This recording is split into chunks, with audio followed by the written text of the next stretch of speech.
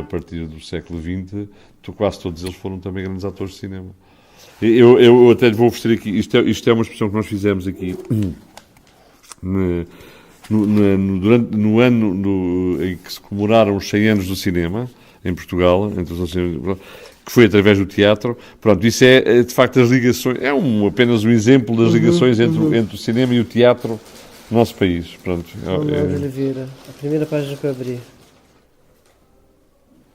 Manuel Oliveira, que trabalhou, olha, todos Sim. esses, aqui não estão do lado lá, os atores que estão ali representados na fotografia, todos eles trabalharam imensamente com o Manuel Oliveira, ele gostava muito de... Pronto, mas é para si depois ver isso com... E nessa relação Brasil-Portugal no teatro? Que história você tem para contar para a gente? É uma história muito longa, porque desde 1850, que todos os grandes atores portugueses, sem exceção, faziam digressões ao Brasil. E portanto, são durante quase 100 anos, entre 1850 e 1940, que isso, sem interrupção. Todos os anos, as companhias e os atores portugueses faziam temporada cá em Portugal, mais ou menos 9 meses, e depois faziam 3 meses no Brasil. Às vezes, e a partir de determinada altura, isso começou-se digamos, a prolongar, e havia, portanto, atores, companhias, que acabavam por ficar no Brasil 1 ano, 2 anos. Há notícia de muitos... Há, por exemplo, uma grande atriz portuguesa, a Lucília Simões, que já nasceu no Brasil, porque os pais eram atores, era a Lucília Simões, e estavam no Brasil nessa altura, e ela já nasceu no Brasil, depois veio para Portugal, mas depois há também atores portugueses, atrizes, neste caso atrizes, que foram para o Brasil e por lá ficaram. A Esther Leão, não sei se sim, pronto. Sim.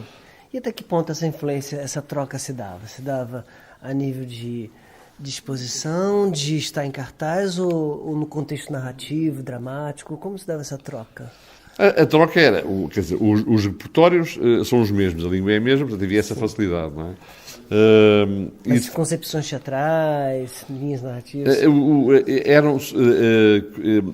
Há uma alteração radical no teatro brasileiro, como sabe, melhor que eu, com certeza, com a Segunda Guerra, com a ida de alguns encenadores da Europa Central, da Polónia, da Hungria, que modificam e modernizam, quer dizer, o teatro brasileiro. Mas até aí, as companhias portuguesas que eram contratadas para ir ao Brasil, o espetáculo ia já feito daqui, quer dizer,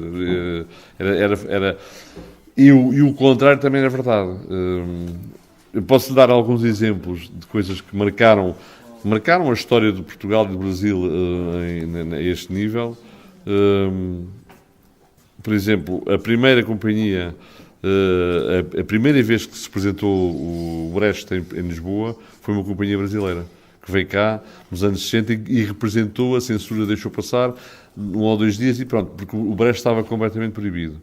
Portanto, e a companhia veio cá, por exemplo, durante muito tempo, muitos dos atores brasileiros vinham a Portugal, eram primeiras figuras do teatro de revista. O teatro de revista tinha aqui um peso muito grande, também era o teatro de revista E o inverso também era verdade. Eu contabilizei, por exemplo, já fiz esse estudo, por exemplo, há grandes atores portugueses, como o Xabi Pinheiro, ou Palmira Bastos, mas sobretudo Xabi Pinheiro, praticamente passa metade da vida dele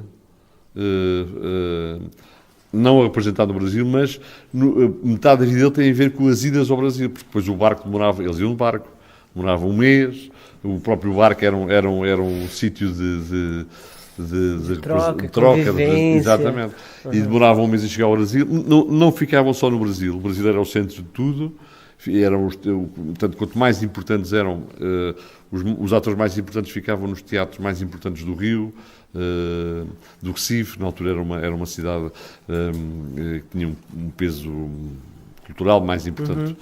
São Paulo ainda não tanto, mas São Paulo também, Bahia, Salvador. Portanto, era sobretudo naqueles grandes teatros, até Fortaleza, cá em cima, e depois as companhias e os atores mais modestos, também portugueses, iam para o interior. Faziam digressões no interior, em cidades do interior, mais pobres, mais pequenas. Pronto, isto era muito curioso. Eles muitas vezes não ficavam só no Brasil, eles faziam às vezes, pontualmente, mas iam ao Uruguai, há a indicação de irem a Montevidéu, sobretudo o Uruguai, porque o Uruguai tinha uma influência grande na cultura portuguesa, às vezes também a Argentina, mas a Argentina muito menos. Mas o Brasil fazia parte e o inverso também é verdade. O inverso também é verdade. Isso hoje perdeu-se, quer dizer, há uma troca mínima nas novelas, há atores portugueses que trabalham nas novelas, poucos brasileiros e vice-versa, e há de vez em quando, como sabe, porque o Brasil tem grandes atores, e no cinema também, que vêm a Portugal e trabalhar e que por cá ficam. Sim, as referências atuais são muito globais, muito pasteurizadas de alguma forma, a maneira como se interpreta, mas imagino que nessa época, além de uma companhia visitar o outro país, tinha uma troca profunda com os costumes do lugar. Imagina a companhia portuguesa indo para o Nordeste do Brasil, o que não encontrava, e o quanto isso não havia uma troca, uma influência, né? Havia, e até porque nessa altura o Brasil, sobretudo o Rio de Janeiro, e depois São Paulo, eram cidades mais cosmopolitas, mais abertas do que Lisboa. Portanto, a influência nos atores, nos técnicos mesmo, era uma influência muito, muito positiva, quer dizer, portanto, no fundo também iam aprender e, sobretudo, abrir os horizontes ao Brasil, porque o Rio de Janeiro, nessa altura, era uma cidade mais cosmopolita, com outra mais moderna do que Lisboa era nessa altura. E deles aqui também, sobretudo na cultura, no teatro, são pessoas, a princípio, altamente sensíveis e abertas a essas novas experiências. Sim. Então, como deve ter sido pulsante esse momento. O Machado de Assis, que eu acho que é um dos 3 grandes escritores de língua portuguesa, indiscutivelmente, e o Machado de Assis foi, no final do século XIX, foi também crítico de teatro, como eles quase todos eram. Escreveu uma série, está publicado numa coletânea de textos de teatro do Machado de Assis, que é muito engraçado. Eu gosto muito do Machado de Assis, já li tudo do Machado de Assis, e ele tem 2 textos fantásticos sobre uma atriz que está lá embaixo à entrada, não sei se deram por isso.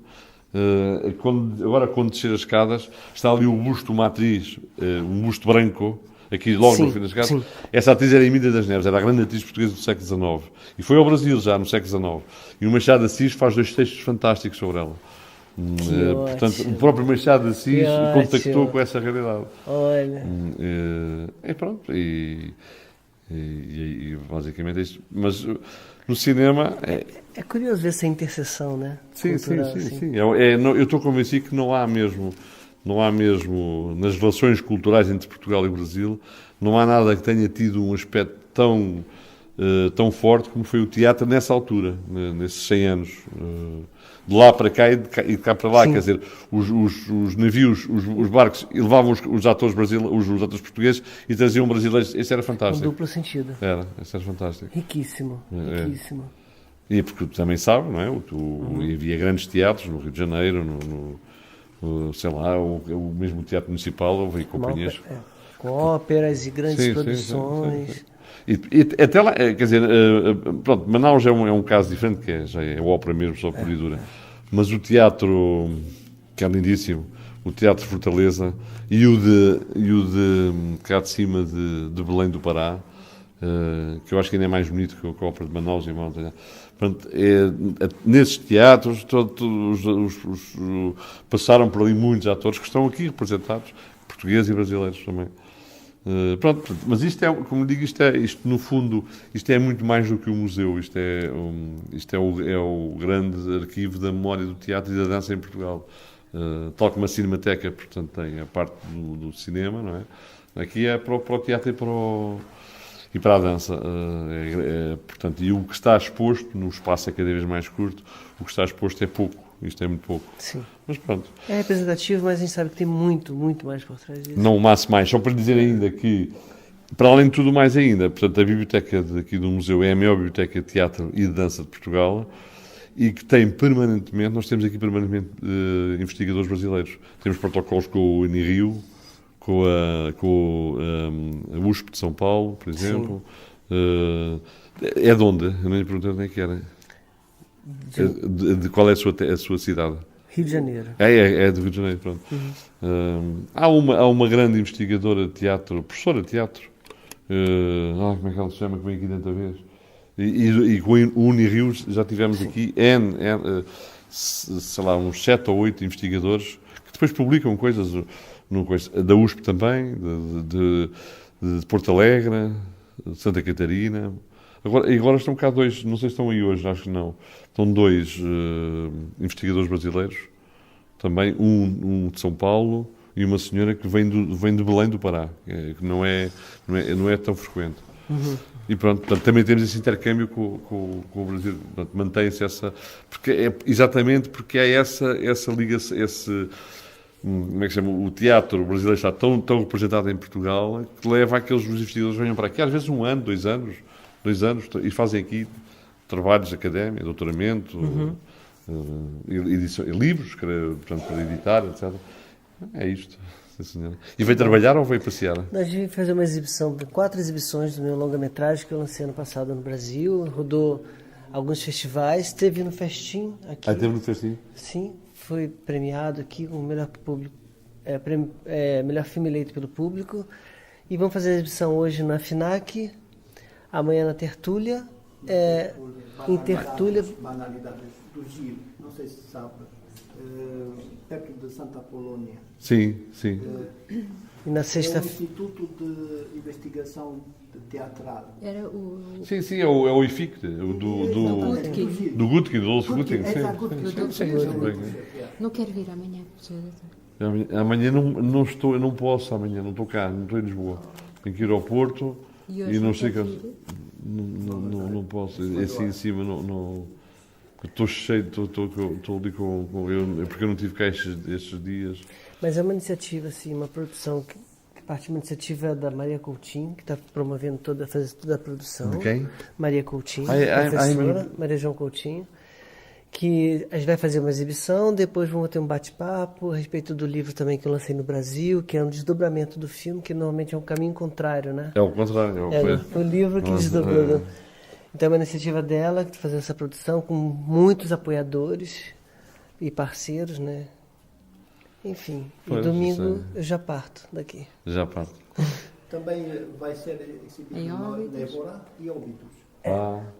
Em Évora Na livraria da Adega, com a Celeste. Não, Através do Zé... Em Évora não, em Évora com... estava a falar em Óbidos, na verdade é em Óbidos. Estava a falar Em Évora vamos a uma tertúlia que eles têm que se chama Cinema Fora dos Oscars. E tem todas as sextas-feiras e acho que é muito interessante também. Mas não vai entrar no circuito comercial então, não? Não.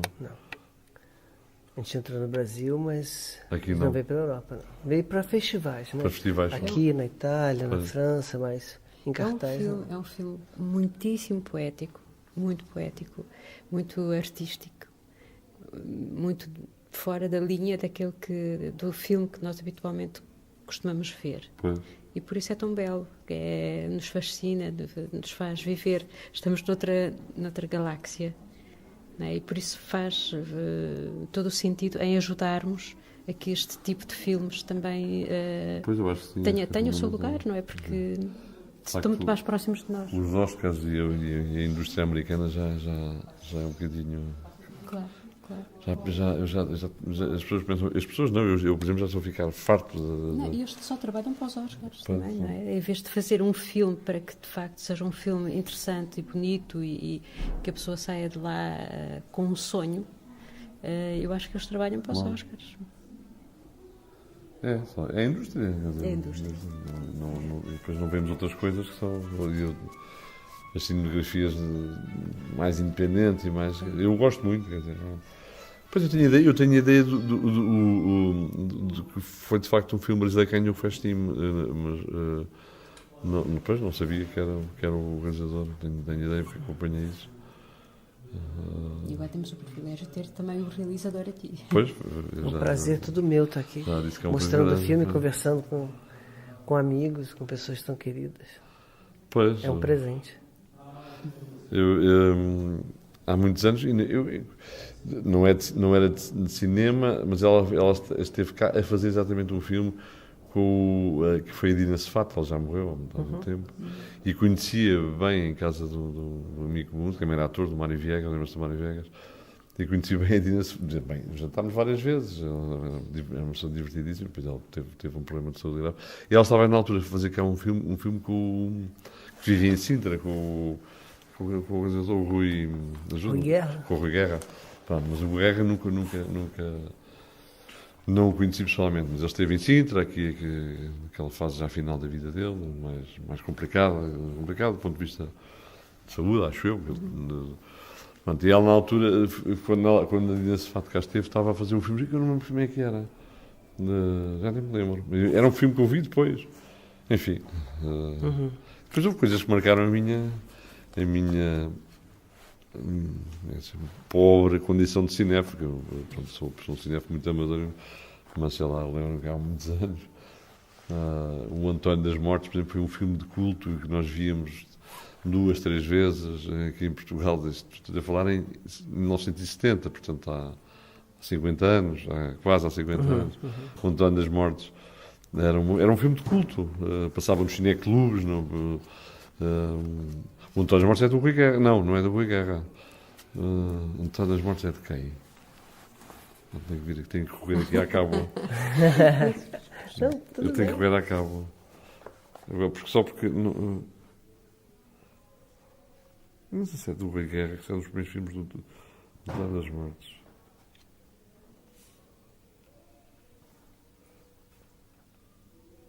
Do Globo Rocha. Disparado do Rui Guerra, do Globo Rocha. E pronto, é isto. Pronto, é um gosto, é um privilégio tê-lo aqui, de facto. O privilégio é meu ter vindo conhecer esse espaço sagrado, né? Isso aqui é tem quase, que ser cultuado. quase. Tem que ser cultuado. De facto, pronto, é um cheirinho da memória do teatro, e da dança também, porque isto passou ao Museu Nacional da Dança há 3 anos, portanto, a dança é vastíssimo.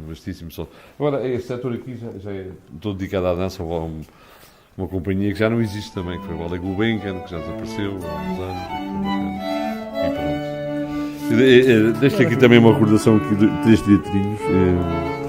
Isto é um museu mesmo, e depois são 2 teatrinhos. Isto é uma coisa que nós fizemos Obrigado. para Muito o obrigado. labor. Obrigado pela sua atenção. Cara. Não, é que agradeço a sua visita. Foi uma honra tê-lo cá, com certeza.